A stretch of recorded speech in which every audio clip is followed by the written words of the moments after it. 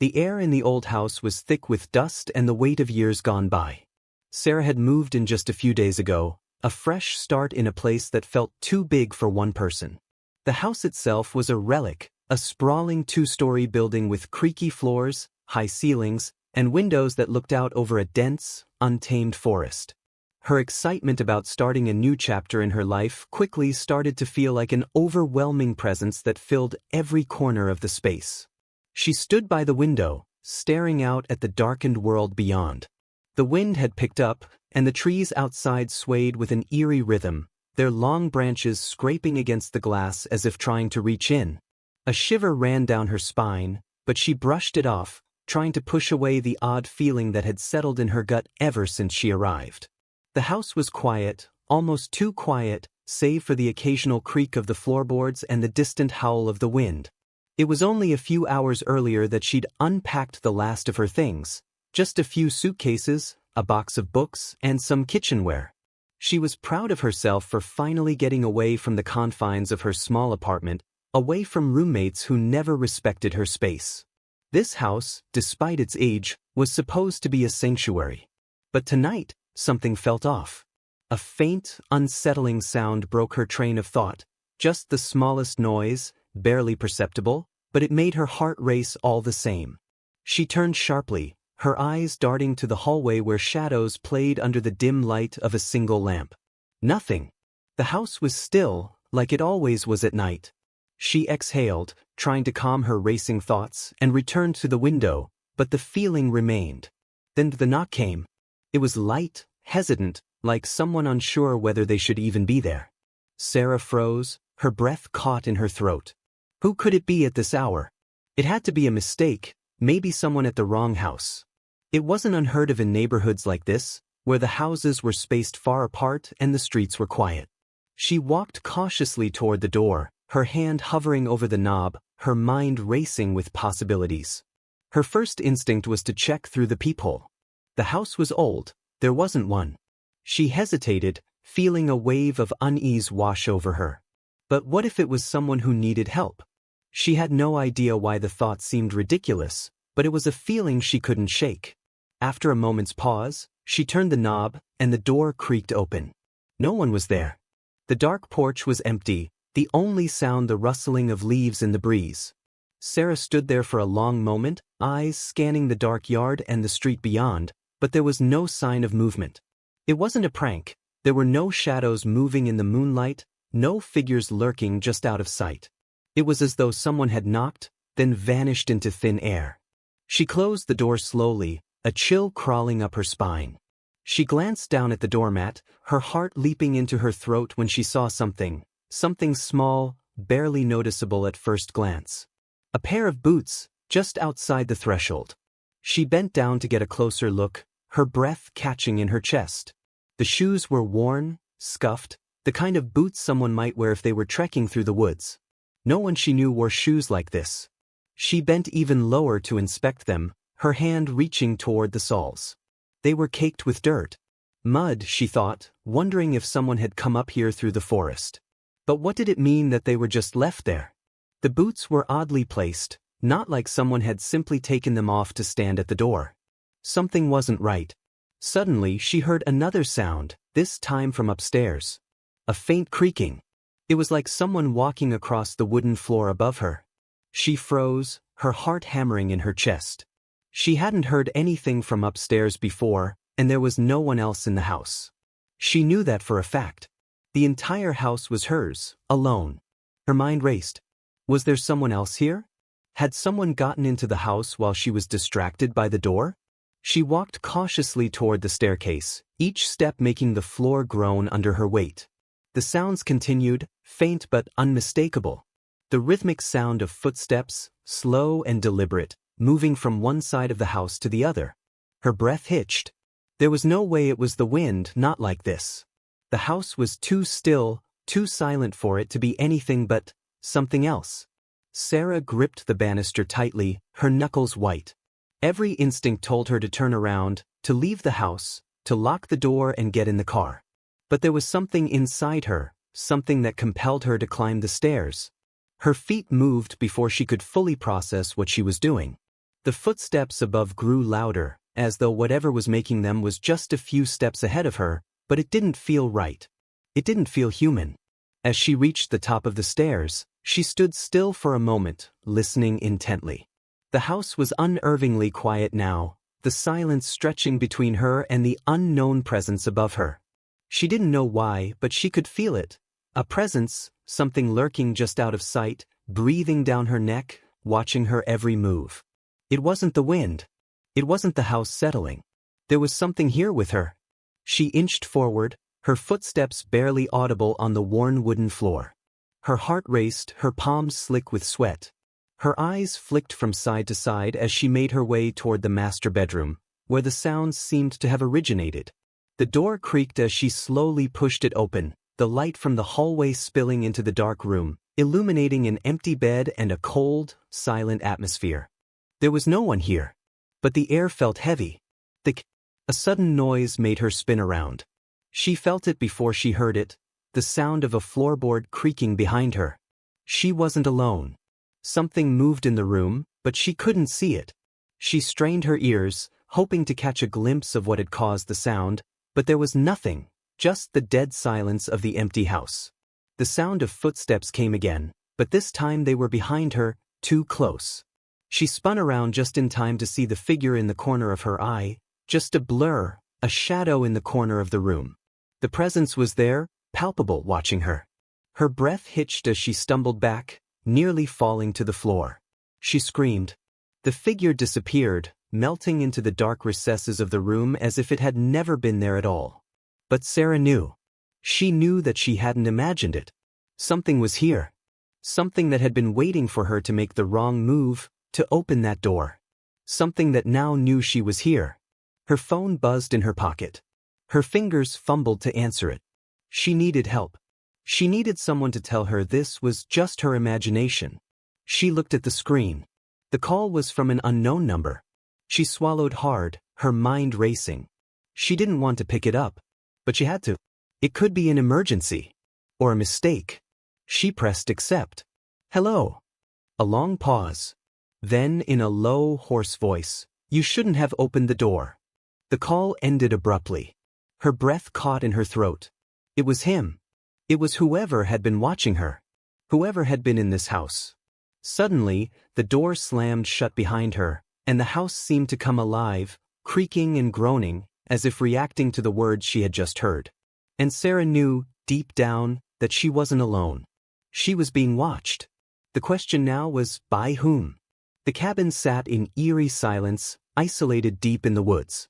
Surrounded by towering trees and the thick fog that hung low to the ground, it seemed like a place suspended in time.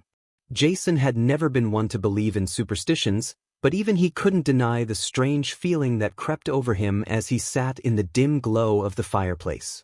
The wood crackled and popped, casting flickering shadows across the room, but it couldn't quite chase away the unease gnawing at him. Lily, his 9-year-old daughter, had been excited to come out here for a weekend getaway, eager to leave the city behind. She had never liked being cooped up in an apartment, always running around and causing a ruckus with her boundless energy. She had begged for them to come out to the cabin for months, and Jason had finally relented, seeing it as a good opportunity to bond and get some much-needed rest. At first, the isolation had felt peaceful.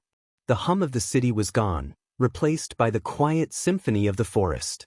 Jason could breathe a little easier without the constant noise in his ears. It was just supposed to be a quick, relaxing weekend. A father-daughter retreat. But the longer they stayed, the more Jason couldn't shake the feeling that something wasn't quite right. The sun had long since set, and the night pressed in on all sides, thick and impenetrable. The wind howled through the trees, making the branches sway and scrape against the windows like 1,000 tiny claws. Jason glanced over at Lily, who sat on the couch, engrossed in a book. She didn't seem to notice the unsettling quietness that had settled in around them. She was used to the quiet after all. Too used to it. Jason stood up and stretched, his back sore from hours of sitting in the same position. He glanced over at the clock, almost midnight. He had intended to stay up for a while, enjoy the solitude. But now, it was as if the house itself was pressing in on him. The walls seemed to be closing in, the silence wrapping around him like a heavy blanket. He walked over to the window and peered out, his breath fogging up the glass. The woods were dark and impenetrable, the trees casting long, ghostly shadows across the snow-covered ground. It was so quiet now that Jason could hear his own heartbeat pounding in his ears. That's when he heard it. A sound so faint at first that he wasn't sure he had heard it at all. A low rustling, like the sound of footsteps crunching in the snow. He froze, his breath catching in his throat. His first instinct was to chalk it up to the wind or perhaps an animal, but the sound came again, closer this time. It wasn't the wind. It was too deliberate, too rhythmic. Jason turned quickly, his eyes darting to Lily, who was still absorbed in her book. She hadn't heard it.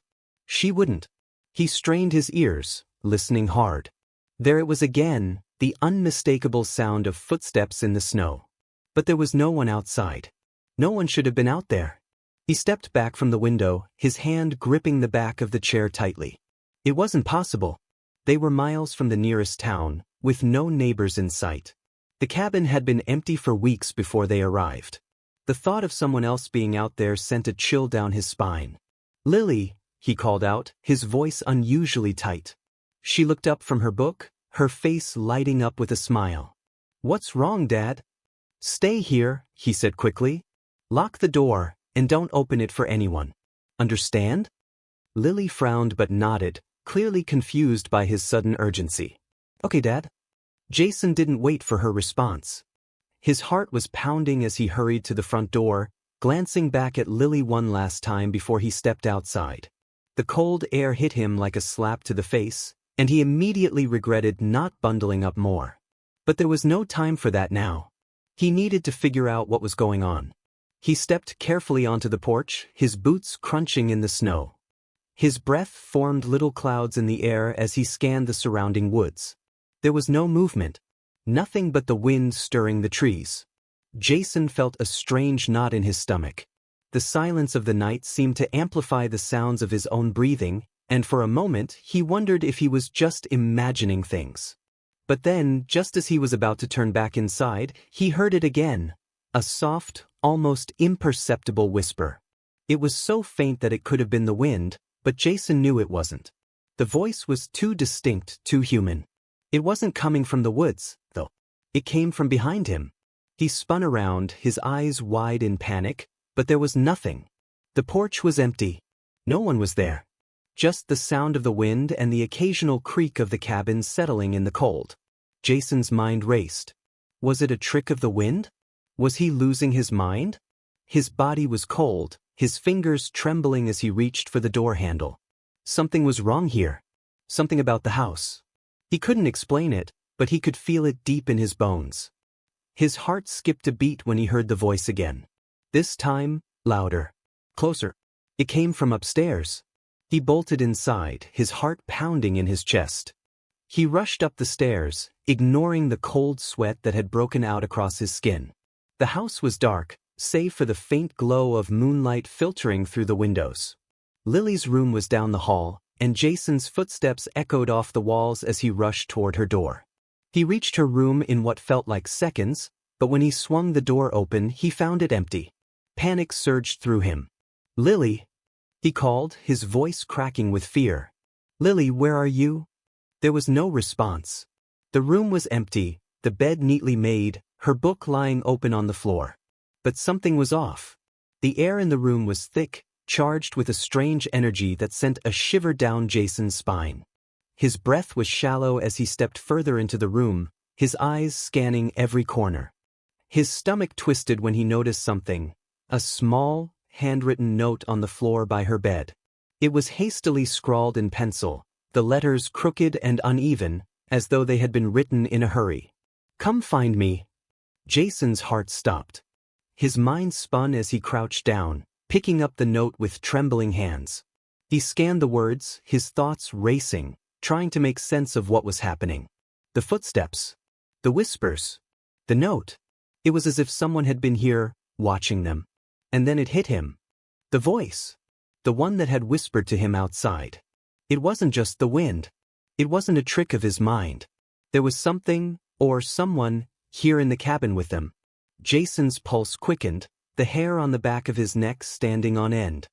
He knew what he had to do, but the thought terrified him. He had to go after her. He had to find Lily before whatever was in this house did. He turned and ran out of the room, his mind clouded with panic. The house seemed to close in around him as he made his way down the hallway. He could hear his breath, ragged and shallow, in his ears. His feet hit the stairs with a frantic rhythm, but as he reached the landing, something stopped him in his tracks. A soft, familiar giggle echoed through the house. It was Lily's laugh. But there was something wrong with it. It wasn't the sound of a child playing, it was hollow, distant, unsettling. Jason turned, his eyes wide with fear, but the hallway was empty. The laughter echoed again, and this time, it sounded like it was coming from the basement. Without thinking, Jason bolted toward the stairs leading down. He had to find her. He had to bring her back. But as he reached the bottom step, the door to the basement slammed shut with a deafening crash. Jason stood frozen, staring at the door. The giggle echoed in the darkness. And then he heard the whisper again, closer this time. "Come find me." The silence in the dorm was almost deafening, broken only by the low hum of the old refrigerator in the kitchenette. Alice sat in her small, cramped room, the walls closing in around her. She had always loved the peace and quiet of being alone, but tonight, the stillness felt more like a heavy weight pressing down on her chest. The campus was nearly deserted. Most of the students had left for the holidays, leaving behind a ghost town of empty halls and vacant rooms. It was supposed to be a welcome break, a chance to catch up on her studies and have a few days of solitude. But as the night deepened, the quiet was starting to feel unsettling. She had always been a night owl, accustomed to the soft murmur of city noise filtering through her window even when the rest of the world seemed to be sleeping. But this was different. The absence of any sound at all felt unnatural, as though the world itself had been paused. The empty hallways stretched out like a maze, each corner a new shadow, each door a potential secret. Alice had grown used to being alone. It wasn't the loneliness that bothered her, it was the stillness, the feeling that she was being watched. The room she was staying in was small, just enough space for her bed, a desk, and a few scattered personal items.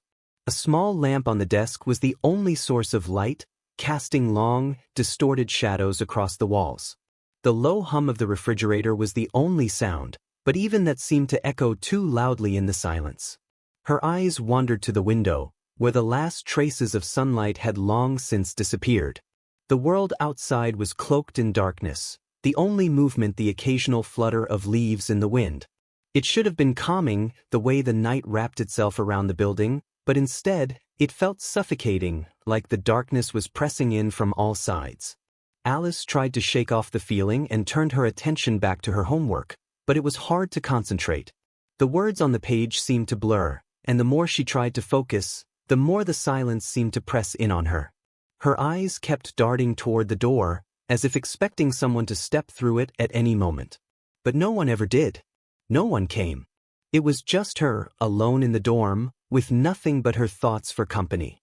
She reached over and picked up her phone, scrolling through messages that had piled up throughout the day. Most of them were from friends asking how she was doing, a few about plans for the break, but nothing that could break the eerie quiet. She set the phone down on the desk and stood up, stretching her legs. She needed to move, to get the restless energy out of her body. The walls felt like they were closing in, and every creak of the floorboards under her feet made her jump, her heart racing. The corridor outside her room was dark, the lights flickering overhead as she walked down it. She paused at the end, glancing around the empty hall. It looked exactly the same as it always had, narrow, cold, and silent, but tonight, it felt different. The shadows seemed deeper, the air thicker, as though the building itself were holding its breath. The door to the stairwell at the far end of the hall was slightly ajar, but that didn't matter. It was just the old building settling, she told herself. Nothing to worry about. Just the wind. Alice turned and started back toward her room, but a sound stopped her in her tracks. A faint thud, like something heavy had been dropped onto the floor. It came from behind her, somewhere down the hallway, but when she turned to look, there was no one there. Her heart skipped a beat, and she felt a chill crawl up her spine. The sound had been so faint, so subtle, that she almost convinced herself it had been a trick of her mind. But then she heard it again, another thud, followed by a low scraping noise, like something, or someone, was dragging along the floor. Alice's pulse quickened. It was probably just the building settling, she thought, trying to calm herself. Old buildings did strange things in the night. But the more she tried to dismiss the sound, the more it seemed to grow louder, closer. The scraping noise continued, then stopped suddenly, as if whatever was making it had realized she was listening. The hairs on the back of her neck stood on end, and she felt the unmistakable sensation of being watched. She turned quickly, rushing back to her room, her heart pounding in her chest. She fumbled with the door handle, her fingers trembling as she twisted it open and slammed the door behind her. She leaned against it for a moment, trying to steady her breath, her thoughts racing. It was nothing, she told herself. Just the building. Just her imagination running wild. She'd been cooped up here for too long, studying alone. It was probably just a rat or some other animal in the walls. Nothing to be scared of. But even as she tried to convince herself, her eyes kept darting back to the door. The silence in the room had deepened, and the darkness outside seemed to press harder against the walls. It was almost as if the night itself was closing in around her, suffocating her with its weight. Then a sound, soft, almost imperceptible, reached her ears. A whisper, so faint that it could have been the wind, but Alice was sure it wasn't. It was a voice. Her name. Alice. She froze, her blood running cold. The voice was unmistakable, clear and distinct, and yet it didn't make sense. There was no one else in the dorm, no one else on the floor. She had checked. She had locked the door. She held her breath, listening hard. The silence stretched out, longer than it should have been, her heart thumping in her chest. The whisper came again, this time a little louder. Alice, come here. Her body tensed, and her mind raced, trying to understand. It couldn't be real. It couldn't be. But the voice was so close now, like it was coming from just outside her door. It was soft, almost a lullaby, but it sent a shiver of terror through her veins. She wanted to scream, to call for help, but the words wouldn't come.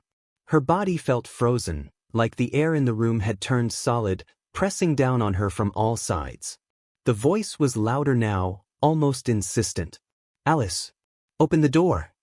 Her fingers twitched, and she reached for her phone, quickly unlocking it and dialing the first number that came to mind. She needed to hear a familiar voice, something to ground her, to remind her that she wasn't losing her mind. But as soon as she pressed the call button, the phone screen flickered and went black. The screen remained dark, no matter how many times she pressed the power button. The phone was dead. Her breath came in short, sharp gasps, her mind swirling with panic. She could still hear the whispering, still feel the pressure of someone, or something, waiting just outside the door. The silence in the room was deafening now, and the whisper was all she could hear, growing louder and more insistent. She moved toward the door, slowly, cautiously, her hand trembling as she reached for the handle. What if it was just the wind? What if there was someone outside, someone she could ask for help? The thought was almost enough to make her turn the handle and open the door. But then she remembered the flickering lights, the strange sounds from the hallway. The feeling that she wasn't truly alone. The voice calling her name. She pulled her hand back from the door, her heart racing. She wasn't going to open it. Not now. Not when everything inside her was screaming that something was wrong, that something was out there. The whisper came again. Alice, come out. I'm waiting. And for the first time in her life, Alice felt the weight of real, unrelenting fear settle over her. The kind of fear that made her blood run cold and her bones feel like lead. The kind of fear that made her question whether she was alone at all. The night had already settled heavily over the small apartment. The kind of night that felt thick and oppressive, as though it was bearing down on the old walls of the building. Michael sat in his armchair, staring blankly at the flickering television, the glow casting erratic shadows across the room.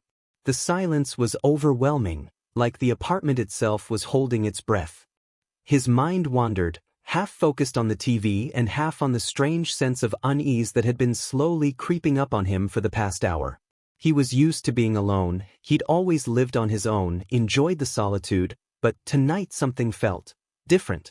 The wind howled outside, rattling the windows with a force that seemed more intense than usual. It sent a shiver down his spine, and he pulled the blanket around himself a little tighter, trying to ignore the creeping chill that seemed to be coming from every corner of the room. There was no reason to feel uneasy. This was his home, after all. He knew every creak of the floorboards, every draft that slipped through the cracks. But tonight, the familiar sounds of the apartment felt wrong. Every little noise made his heart skip a beat.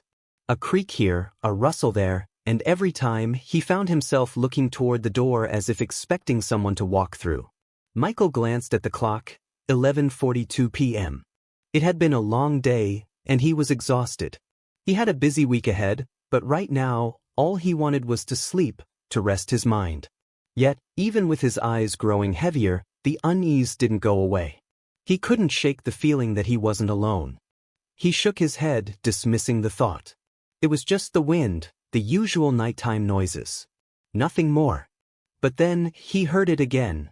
A soft knock, almost imperceptible, from the other side of the apartment. His heart skipped a beat. Who could be at the door at this hour? He wasn't expecting anyone, and the idea of someone knocking in the middle of the night sent an instinctive jolt of fear through him. He sat up straight, his muscles tense, listening intently. There was no mistaking it. A knock, louder this time, followed by a faint, eerie silence. The kind of silence that made the hairs on the back of his neck stand up. Michael's first impulse was to ignore it. Maybe it was someone at the wrong door, or perhaps just the building settling. But something deep inside told him it was more than that. He stood up slowly, each step deliberate, careful not to make a sound. He glanced toward the front door, his mind racing. Should he check? Should he just pretend he didn't hear anything? The knock came again, this time more urgent, followed by a low, almost imperceptible scratching noise. His skin prickled. It wasn't just a knock. It was something else. He moved toward the door cautiously, his hand shaking slightly as he reached for the doorknob. He wasn't sure what he was expecting, but his stomach twisted as he peered through the peephole. The hallway outside was empty. No one was there. But that didn't make sense. The knock had been so real, so clear. And then that scraping sound. It didn't fit. It wasn't the sound of someone standing at his door. It was something different, something more unsettling. Michael stood there for a moment, frozen. What should he do? He could feel his heartbeat in his throat, every instinct telling him to run, to hide, but his feet were rooted to the floor. His hand hovered over the doorknob, and with a deep breath, he opened the door, just a crack. The hallway outside was still. No one was there. He looked left and right, but there was nothing, no sign of movement, no footsteps in the dark. The apartment building was quiet, almost too quiet. But there was something strange about the way the silence seemed to press in on him. The air felt thicker, somehow heavier. It was as if the whole building was holding its breath, waiting for something to happen. Michael's heart pounded in his chest as he closed the door slowly, locking it behind him. He stood there for a moment, trying to collect himself, but the unease still lingered, crawling under his skin. He couldn't shake the feeling that something was wrong. Something wasn't right. He went back to his chair, trying to settle back into the familiar comfort of his living room, but every noise made him jump. Every shadow seemed to shift when he wasn't looking. The apartment felt like it was closing in on him. Then, as if in response to his rising panic, there was another sound, this time coming from the other side of the apartment. It was a faint, scraping noise, followed by the unmistakable sound of something being dragged across the floor. Michael froze, his breath catching in his throat. His first thought was that it was just the wind, or maybe an old pipe settling. But no, this was something else. This was real. The noise was too deliberate, too rhythmic. Something, or someone, was moving around in his apartment. He wasn't alone. He could feel it now. It wasn't just a feeling anymore. It was a presence, something just out of sight, something that knew he was here. Michael stood up, his legs unsteady, as he moved cautiously toward the source of the noise. Every step seemed to make the floor creak louder, each sound a reminder that whatever was happening wasn't just in his head. He reached the hallway that led to his bedroom and the bathroom, and the sound grew louder, more pronounced. It was coming from the back of the apartment. The scraping noise was accompanied by the soft sound of something, or someone, breathing. Michael's pulse quickened, and the hairs on the back of his neck stood up. He could feel his heart racing in his chest, his breath shallow as he approached the corner of the hallway. He peeked around the corner slowly, his eyes scanning the darkened space. The air felt colder here, like the temperature had dropped several degrees in a matter of seconds. And then he saw it. At the end of the hallway, standing just outside his bedroom door, was a figure. The silhouette was blurry, shifting in and out of focus like it wasn't fully there. Michael's breath caught in his throat. The figure was standing still, unmoving, but he could feel it. He could feel the eyes on him, even though he couldn't see the face. The figure was looking directly at him. The cold sweat that had been forming on his skin now ran down his spine, and he took a hesitant step back. He wanted to scream, to run, but his body wouldn't respond. The figure didn't move. It just stood there, like it was waiting for him to make the next move. He didn't know what to do. He wanted to call the police, but his phone was nowhere in sight. The figure was too close now. It was as though the room itself had shrunk, and there was nowhere for him to go. He was trapped. Then, as though it had read his mind, the figure took a slow step forward. Michael's heart skipped a beat. It wasn't just the darkness anymore. The figure was real, tangible, something that shouldn't be in his apartment.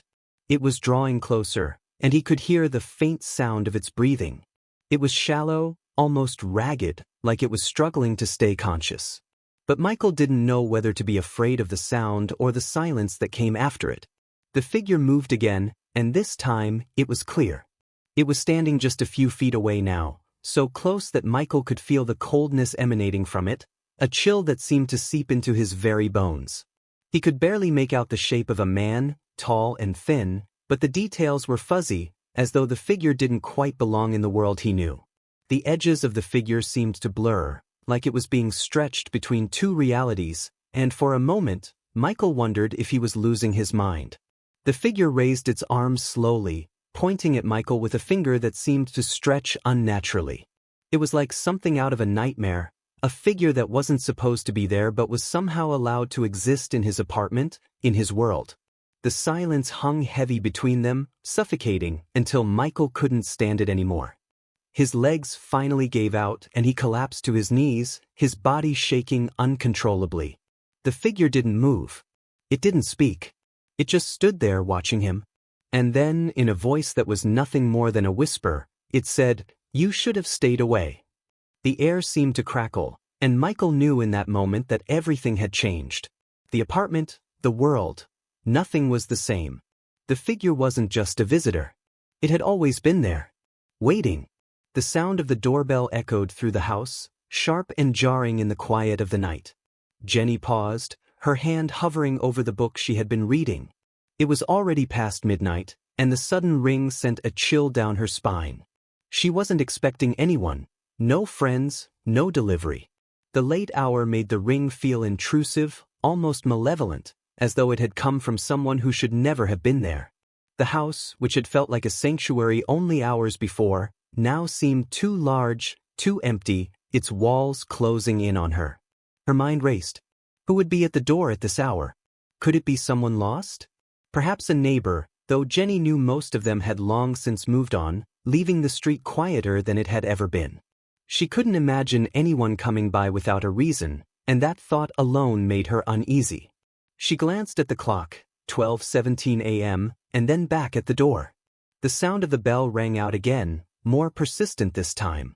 Jenny pushed herself off the couch, trying to shake off the sense of foreboding that clung to the air like smoke. With each step she took toward the door, the air grew heavier, as though something unseen was pressing in on her, weighing down her every movement. The silence that had followed the bell seemed oppressive, like the house itself was holding its breath, waiting for something. Jenny hesitated at the door, her fingers trembling as she reached for the handle. She tried to calm herself, to tell herself it was nothing. Just a late-night visitor. But the thought gnawed at her. Something didn't feel right.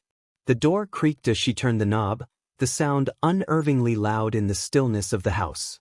She opened it just a crack, peering out into the dimly lit porch. The porch light flickered, casting odd shadows across the wooden steps. There was no one there. The street was empty, the only movement the occasional rustle of trees in the wind. The house was silent, the world beyond frozen in the dark of the night. Jenny breathed a sigh of relief, telling herself it was just her imagination. Maybe it had been the wind, or a passing car's headlights. Anything to explain the unsettling sensation that had taken root in her chest. But just as she was about to close the door, she saw something, just barely, in the corner of her eye. A figure, standing just at the edge of the porch.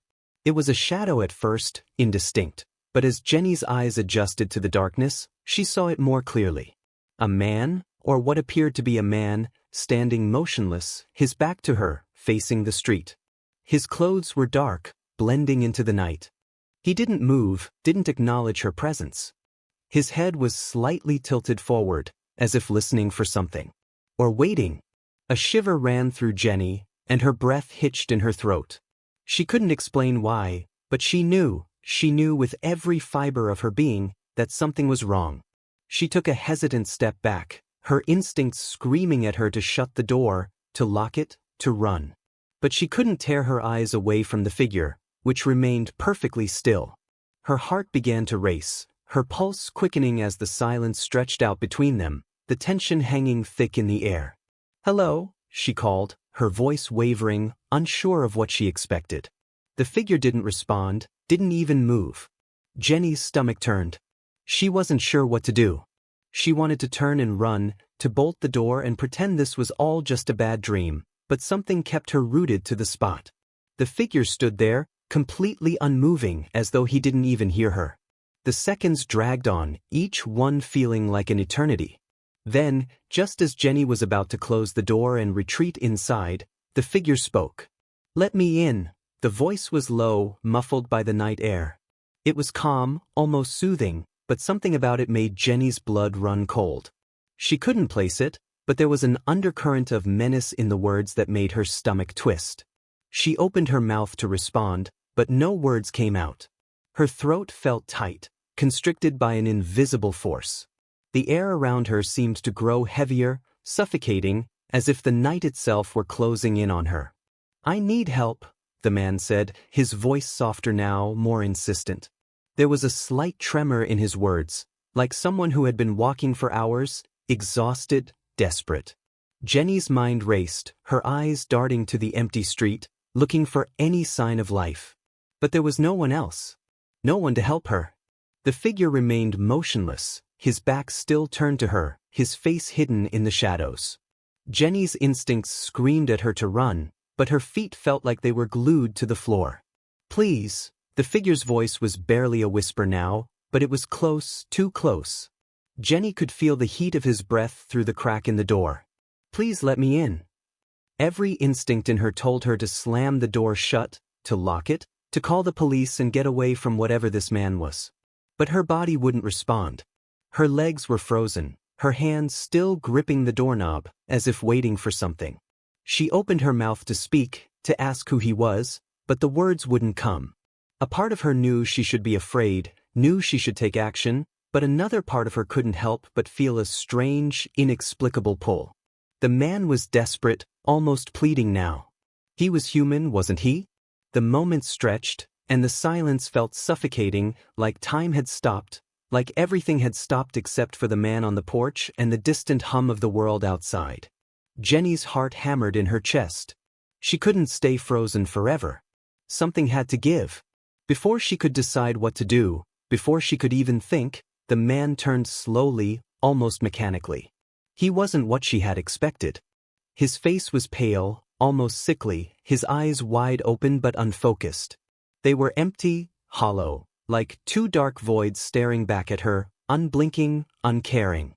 His lips were cracked and dry, and his skin looked stretched tight over his bones, as though he hadn't eaten in days or maybe weeks. Jenny's breath caught in her throat as her mind registered the horror of what she was seeing. This man, this figure, wasn't just asking for help. He wasn't even alive. His face contorted, his eyes seemed to glimmer with something dark, something ancient, And then he spoke again, his voice no longer pleading, but a low, guttural whisper. "You shouldn't have opened the door." The air around Jenny seemed to freeze. Her body felt cold, too cold, and she instinctively slammed the door shut, locking it with trembling hands. Her pulse raced, the adrenaline surging through her, flooding her limbs with a burst of energy as she stumbled back into the hallway. The house, once a place of safety, now felt like a prison. Every creak of the floorboards, every rattle of the wind outside, made her jump. She could still feel the weight of the man's eyes on her, like a presence lingering in the air. Jenny's mind raced as she stumbled to the phone. She needed to call the police. She needed to make sure she wasn't imagining all of this. But as she reached for the phone, her heart sank. It was dead. The screen was black, unresponsive. She cursed under her breath and glanced toward the front door.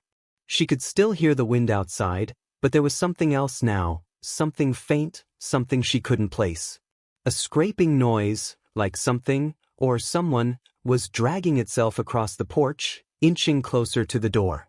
She backed away from the door, her heart racing, her breath shallow. The scraping sound continued, growing louder, more insistent. It was almost as though the man had never left. Or maybe it wasn't him at all. Maybe it was something worse. The scraping was followed by another soft knock, this time from the window. The same rhythmic knock, slow, deliberate, like someone testing the glass. Jenny froze. It was him. He was still out there.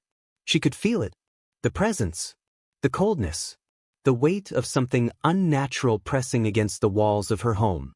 She didn't know what to do, but she knew she had to stay away from the door. She had to wait. Wait until help came, or until whatever was out there finally left. But in the back of her mind, she knew it wasn't going to go away. Not tonight. Not ever again. The heavy rain hammered against the windows, the relentless downpour obscuring the world outside. It was as if the weather had turned in on itself, swallowing up the night. The constant patter of rain against the glass was the only sound, aside from the occasional roll of thunder that rumbled in the distance, shaking the walls. Emma sat curled up on her couch, the dim light of a single lamp casting long, twisting shadows across the room. She had been staring out the window for what felt like hours, but it was hard to tell. Time seemed to lose its meaning when the storm raged like this. Her apartment, normally a place of comfort and familiarity, now felt cold and empty. The quiet, save for the storm, was unsettling. The air felt thick, heavy, as though the walls themselves were suffocating her. The clock on the wall ticked incessantly, each second drawing her deeper into a sense of unease. She had always loved storms, the way the world seemed to stop, as if everything was taking a breath. But tonight, something felt wrong. There was a presence in the air, a strange tension that made her skin prickle, like something was lurking just out of sight. She glanced over at her phone, lying on the coffee table. The screen was dark, the battery drained. She hadn't noticed until now how quiet the house had become. The hum of her refrigerator, the occasional creak of the floorboards, all the little background noises she had learned to ignore, had gone silent. It was as though the storm had swallowed them up too. The air felt stifling, almost oppressive. She had been alone in the apartment for hours, but it wasn't the solitude that bothered her. It was the feeling of being watched. Emma shook her head, trying to clear the growing sense of dread. It was just the storm, she told herself. The storm was making everything seem more intense. She had been cooped up inside for too long. It was easy to let your mind wander, to imagine things that weren't there.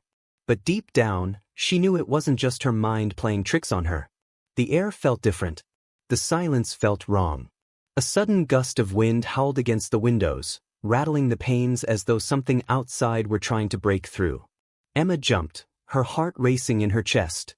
She pressed her palm to her forehead, taking a deep breath to steady herself.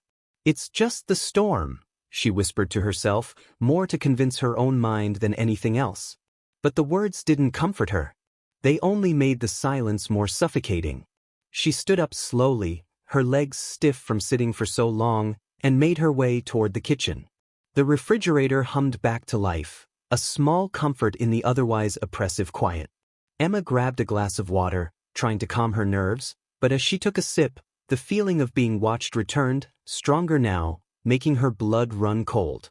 It was coming from the hallway, she realized, her gaze flicking to the dark doorway that led to the other rooms.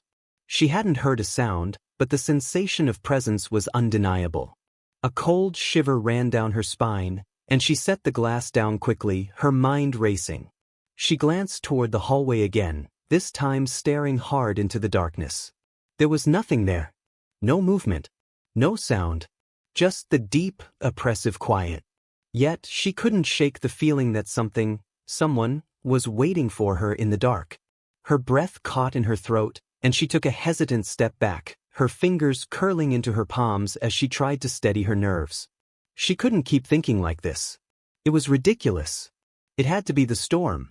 The isolation. The creeping feeling that often accompanied long, lonely nights. But as she turned to walk back toward the living room, something stopped her. The faintest sound. A soft scraping, like fingers dragging across the wood of the floor. It came from the hallway. Her breath caught in her throat. She froze in place, her heart pounding in her chest as she turned slowly, her eyes widening in the direction of the noise. It wasn't just the storm anymore. This was something else. She strained her ears, trying to hear over the thundering of her pulse, but the sound came again, a soft, deliberate scraping. Emma felt her legs go weak, her body frozen in place. She wanted to scream, but her voice wouldn't come. The fear that had been gnawing at the edges of her mind suddenly surged to the forefront, raw and overwhelming. She couldn't move. She couldn't think. All she could do was listen. The scraping stopped abruptly, and for a moment, everything was still. Too still. Emma's breath hitched in her throat, and her fingers tightened into fists. She felt as though she were on the edge of some cliff, teetering between reality and nightmare, and she wasn't sure which side she was about to fall on. The silence that followed was deafening, but it wasn't comforting. It was suffocating. A sudden thud came from the hallway, a heavy sound, like something, or someone, had dropped onto the floor. The sound was followed by another scraping, this time accompanied by a low, almost imperceptible hum. Emma's heart raced. She couldn't stand it any longer. She had to see what it was. She had to know. Her feet moved of their own accord, carrying her toward the hallway, though every instinct told her to turn and run. She was moving on pure adrenaline now, her body shaking, her breath coming in short, shallow gasps. She reached the doorway to the hall, her hand outstretched, and then she stopped. The hallway was dark, too dark. She could see nothing beyond the first few feet. The air in the hallway felt colder than it had a moment ago, and the silence was heavy, thick, like something was lurking just out of sight. She could feel it in her bones, the weight of an unseen presence. Her fingers brushed the light switch, and she hesitated, her mind screaming at her not to turn it on. But she had to. She needed to see. She needed to know if she was truly alone. She flicked the switch, and the overhead light buzzed to life, casting harsh shadows along the walls. For a moment, nothing seemed out of place. The hallway was just as it always was, silent, still, and empty. But then she saw it. A smear of something dark on the floor, just a few feet from her bedroom door. It was like someone had dragged something across the wood.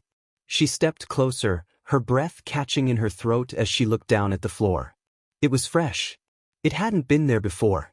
The dark streak led from the bedroom door toward the living room, the edges of the stain uneven, as though it had been hastily wiped away, but it was still there. Emma's mind raced. Her legs felt weak, like they might give way beneath her. The scraping sound, the thud, it was all connected. She knew it now. Something had been in her apartment. Something was in her apartment. And it wasn't going anywhere. She turned her head slowly, her eyes scanning the hallway, but there was no sign of movement. The smear on the floor was the only evidence of whatever had happened. The rest of the hallway was eerily still. Too still. Then, from the corner of her eye, she saw something, just a flicker of movement, so quick it could have been a trick of the light. It was coming from the bedroom. Without thinking, she bolted down the hallway, her feet pounding against the floor, her breath coming in ragged gasps. She reached her bedroom door and yanked it open, half expecting to see the worst. But there was nothing. Nothing except the darkness, hanging thick in the room. Emma stepped inside cautiously, every sense on high alert. The room felt cold, colder than the rest of the apartment, and for a moment, she thought she saw something in the corner of her vision, just a shadow, flickering and moving as though it were trying to hide. But when she turned to look directly, it was gone. There was nothing there. And yet, she couldn't shake the feeling that she wasn't alone. Not anymore. Something was here. Something had been here. The air was heavy, thick with a presence she couldn't name. She backed out of the room, her heart hammering in her chest, and slammed the door behind her. But even as the door clicked shut, she knew it wasn't over. The house was quiet once again, but the silence felt wrong. It felt like a lie. The wind outside howled with a ferocity that rattled the windows, as though the storm itself were trying to break in. Sarah sat in her living room, curled up on the couch, staring at the television screen, though she wasn't really watching it. Her mind was elsewhere, trapped in a cycle of racing thoughts that never seemed to end. The night had already drawn deep, and the house felt more and more like a tomb with each passing hour. The darkness outside seemed to stretch endlessly, and the rain pounded against the windows with an almost angry intensity, matching the storm inside her mind. She had always been someone who appreciated the solitude of her home. The quiet nights spent curled up with a book or watching a movie had always been her idea of peace. But tonight it was different. The house felt too quiet, the air too still. It was the kind of silence that suffocated, pressing in on her until she felt trapped in the very walls she had once found comfort in. Every creak of the floorboards, every gust of wind rattling the shutters, seemed louder than it should have been. The house, which had always been a refuge, now felt like a prison.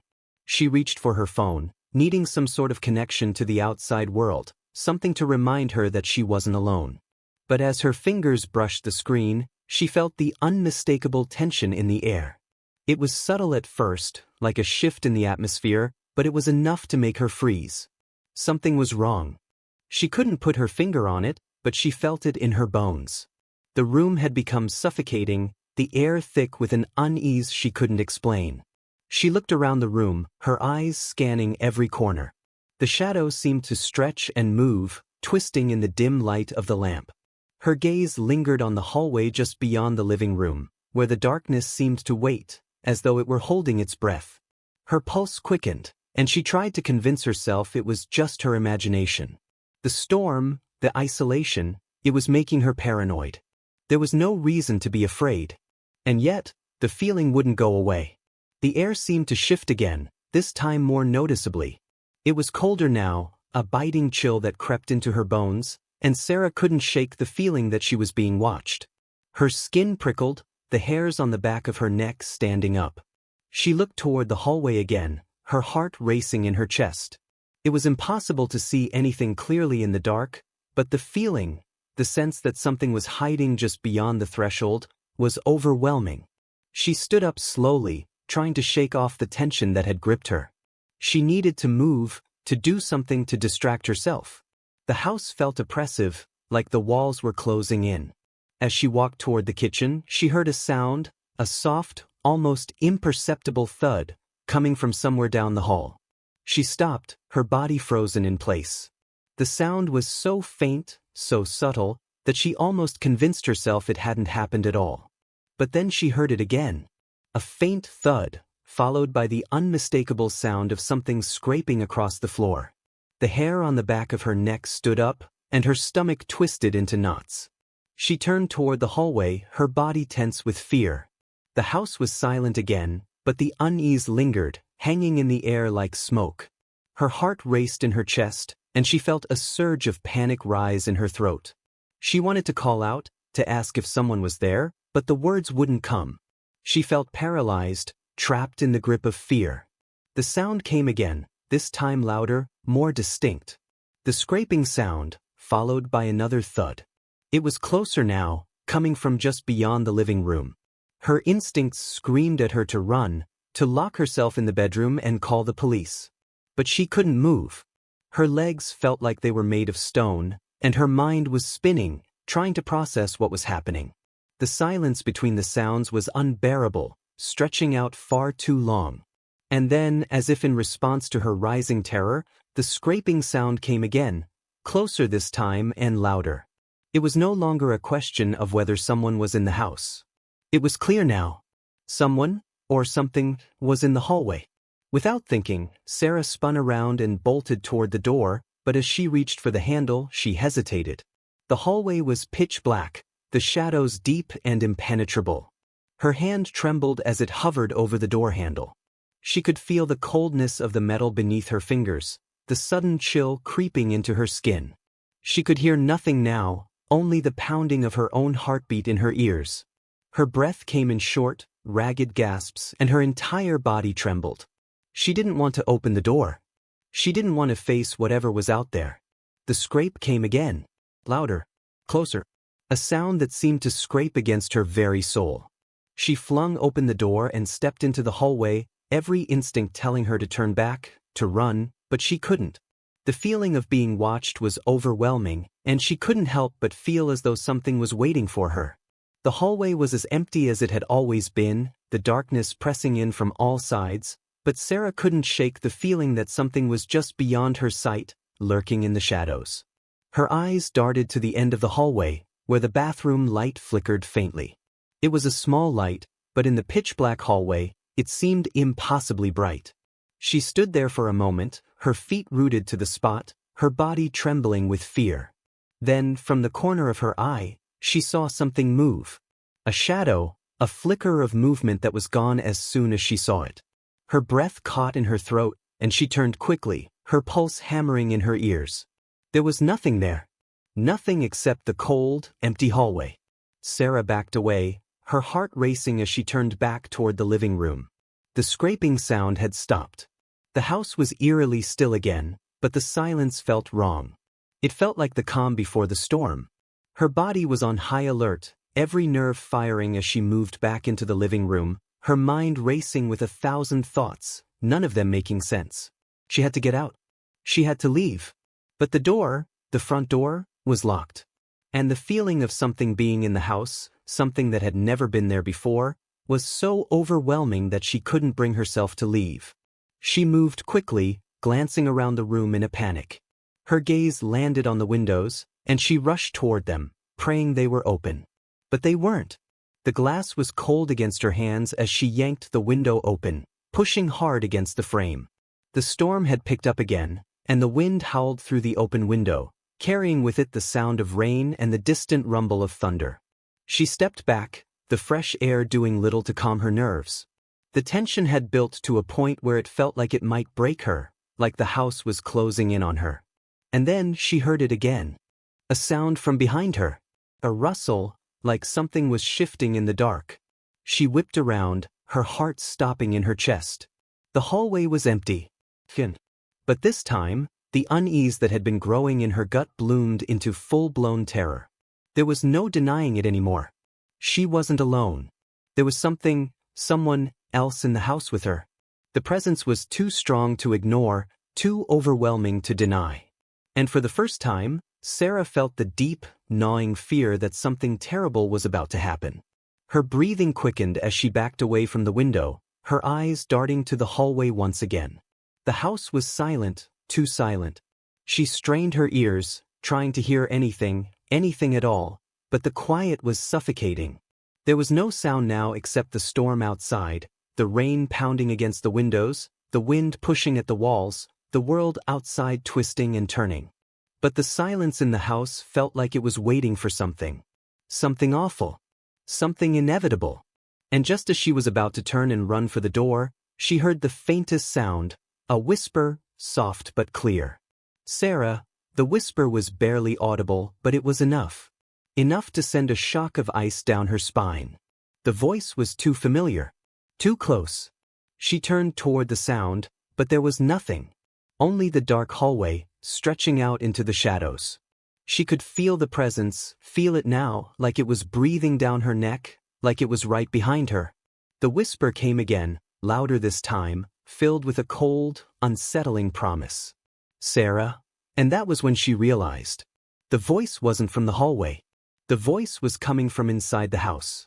From somewhere she couldn't see. And it was waiting for her. The storm raged on outside, a constant roar of wind and rain that seemed to shake the very foundation of the house. For the first time since it had begun, Alice felt a flicker of something other than fear, anger. The night had already stretched on longer than she had anticipated, and yet, there was no sign of the storm abating. She stood at the window, her hands pressed against the cold glass, watching the dark shapes of trees sway in the wind, their branches groaning under the weight of the downpour. The shadows of the night seemed to deepen as the storm intensified, as though the world itself were being swallowed by darkness. She had always enjoyed storms in the past, but tonight everything felt different.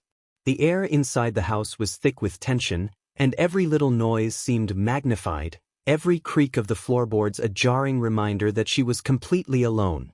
Her apartment, which was usually her safe haven, now felt like a trap. It was as if the walls were closing in on her, the air growing heavier with each passing minute. She hadn't planned on spending the night alone.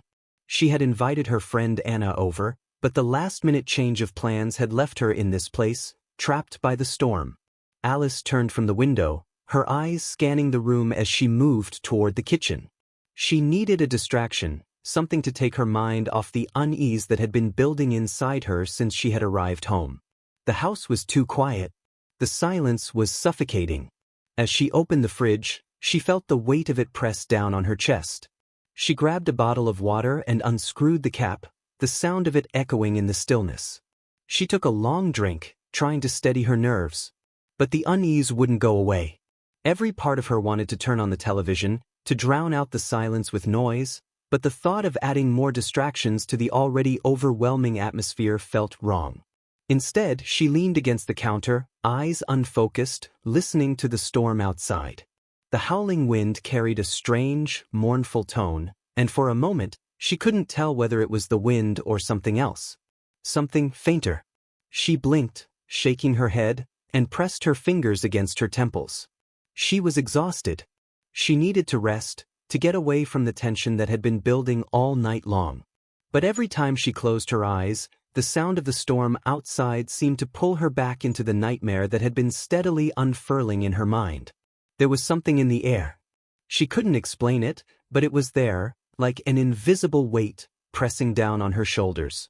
She rubbed her arms, suddenly cold, and moved back toward the living room. But when she crossed the threshold of the hallway, she stopped dead in her tracks. The air in the hallway felt different. It wasn't just colder, it was thick, dense, and as she stood there, she could feel a presence. Something was there, in the dark, waiting.